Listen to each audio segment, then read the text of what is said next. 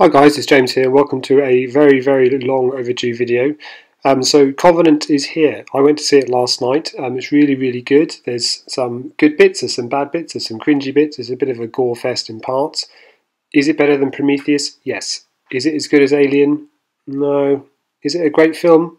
Maybe. It's got potential. I think we probably need to see it a few times. But for those of you who haven't had the film released in your country yet, namely the United States, I think it's not till next week. What follows is a detailed plot description, so big spoiler warning. If you haven't seen the film and you want to see it in the cinema, don't watch this. But if it's going to stay here, we're going to go through it pretty much, not quite scene by scene, but you'll get the general gist of what happens. Still here? Okay then, let's get cracking. The film opens with the short flashback showing Peter Whalen while he's still alive, addressing his synthetic android who had become part of the Prometheus expedition. Whalen asks the android to select a name for himself, and the android selects David as his preferred name. Fast forward to 2104, where Covenant is set, and the crew of the Covenant, a colony ship bound for a remote planet with 2,000 colonists and 1,000 embryos aboard. While en route to their destination, an energy surge damages the ship, killing its captain and waking the crew. As they repair the ship, the crew intercept a radio transmission from a nearby planet and decide to investigate, as the transmission is human in origin, but the planet is supposedly lifeless. Crew members Waters, Faris and Katherine descend to the surface with a contingent of security personnel. Katherine sets up an ecological survey station while the others track down the source of the signal. They discover it originates from an engineer ship piloted by Elizabeth Shaw following the disastrous Prometheus mission.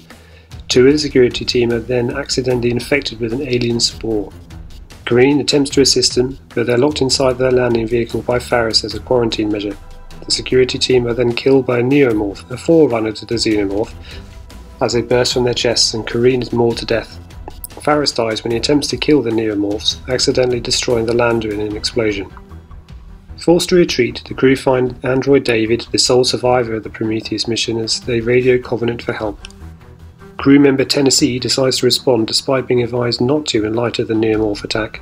On the surface, a neomorph attacks a settler who has become separated from the main group and is killed by Omran, who witnesses David trying to tame the alien.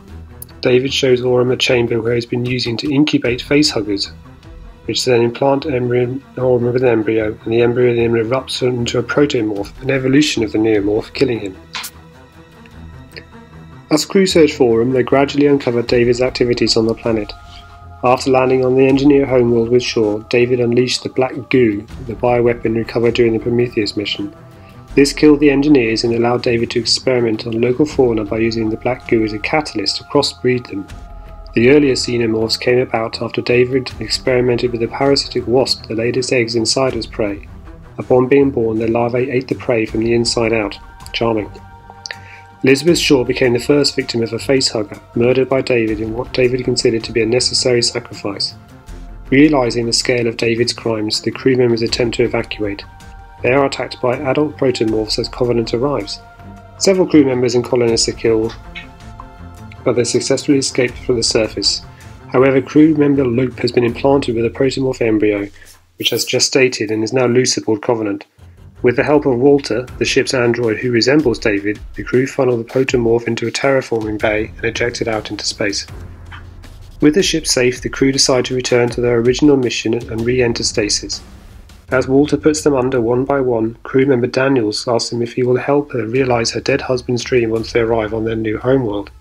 However, Walter, who Daniels previously confided in, does not understand this, and Daniels realises that she is in fact talking to David, who is taking Walter's place. So guys, what do you think? Have you seen Alien Covenant yet? Let me know in the comments below.